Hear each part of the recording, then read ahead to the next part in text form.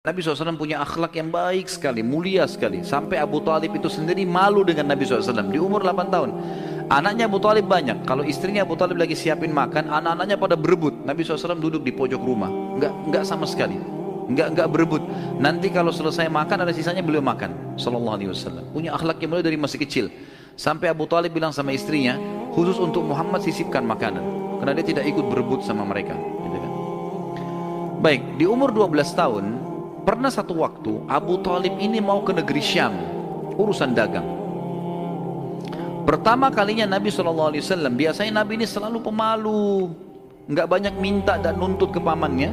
Khusus pada saat itu Nabi SAW bergantung di bajunya Abu Talib, nggak mau lepasin. Pokoknya dia mau ikut. Abu Talib heran, nggak pernah Nabi SAW berperilaku begini. Musyawarah sama istrinya, nggak pernah Muhammad begini. Kenapa seperti ini? Pasti ada sesuatu gitu. Maka setelah musyawarah kayaknya dibawa aja deh. Dibawalah ke negeri Syam. Pergilah Nabi SAW bersama dengan Abu Talib dan kafilahnya.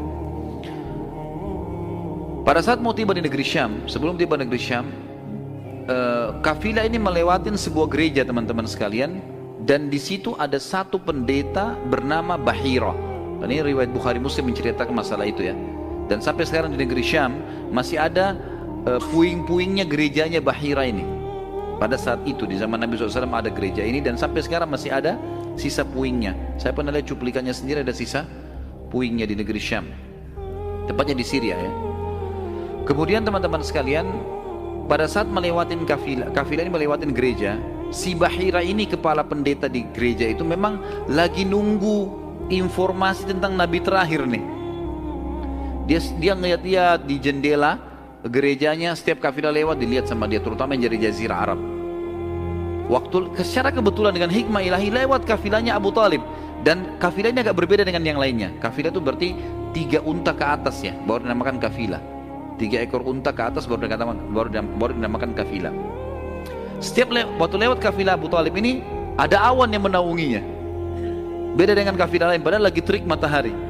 Dan tidak sengaja kafilah Abu Talib istirahat di sebelah gereja dan ada pohon-pohon kurma yang berderet, itu semuanya seperti menundukkan daun-daunnya ke kafilah itu. Pendeta ini perhatikan, kafilah tanya ini, kirim satu orang, tanya mereka kafilah dari mana nih? Jawabannya dari Jazirah Arab. Dari mana? Dari kota Mekah. Kata Bahira, hidangkan makanan sebaik mungkin di gereja, undang semua kafilah ini masuk makan. Diundanglah. Mereka cerita masuklah mereka untuk makan, dan pada saat satu kafilah ini masuk, yang ditinggalkan di situ hanya Nabi SAW. Nabi nggak boleh masuk karena tradisi orang Arab dulu aib kalau anak kecil ikut makan. Nanti selesai orang tua makan baru makan. Tapi ini tradisi jahiliyah. Kalau sekarang antum lakukan, antum juga jahiliyah.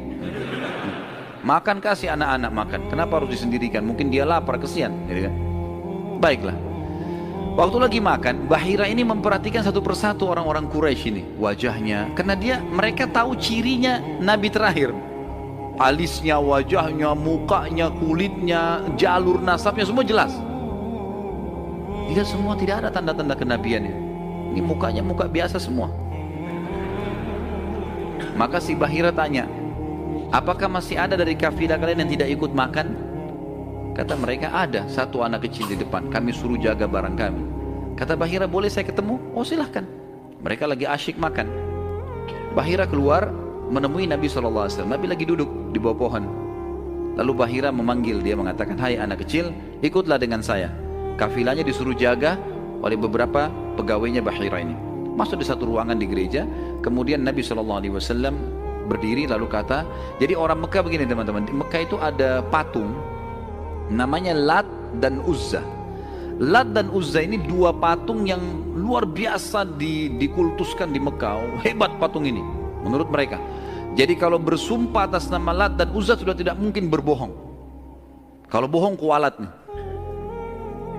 Maka pendeta ini tahu Bahira, dia bilang, hai anak kecil, saya akan bertanya kepadamu atas nama Lat dan Uzza. Ini semua anak kecil sampai orang tua di Mekah tahu nama ini, dan mereka ketakutan kalau dengar nama ini. Apa jawaban Nabi SAW waktu itu? Umur 12 tahun, masih kecil. Kalau kita sekarang masih SD gitu kan. Maka beliau mengatakan, jangan engkau sebutkan 2 nama berhala itu karena aku membencinya. aku tidak suka dengan patung itu.